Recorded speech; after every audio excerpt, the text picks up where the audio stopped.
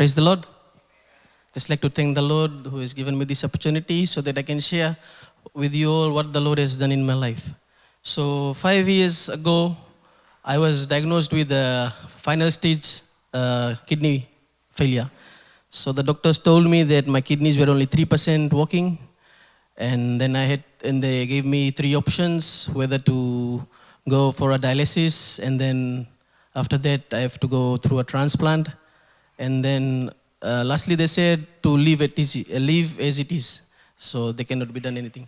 So they told us to discuss amongst the family members and tell them what needs to be done.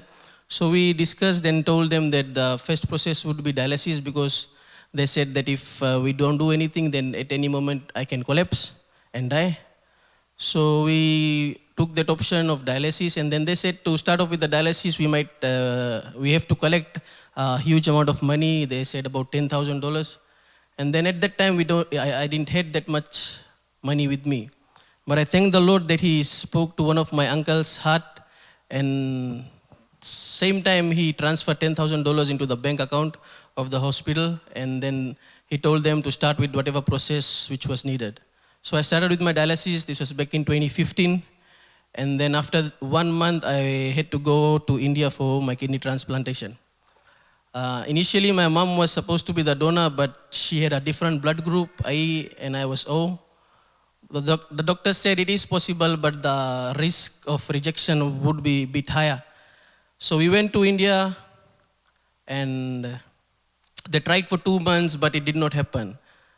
So they told us that we need to go back and find another donor, and then we have to come back. Thank the Lord that everything was provided for us, the finances, the company which I was working for, it was medically covered, and then they covered all the expenses from medication, traveling, accommodation, food. Everything was covered. I thank the Lord for that. And then when the doctors told us this in India, there was one auntie she went with us as a caretaker. She was one of my friends' mom.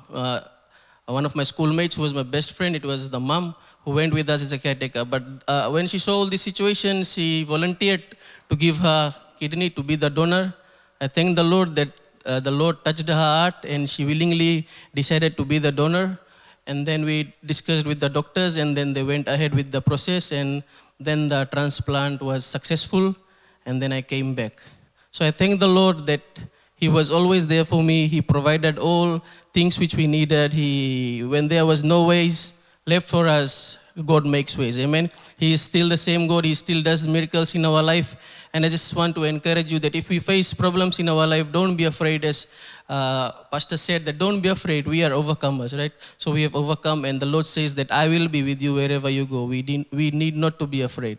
So I thank the Lord for this miracle in my life, and today I am here standing in front of you, praising and glorifying God, and I thank Him that He'll continue to bless me, and thank you. Praise the Lord.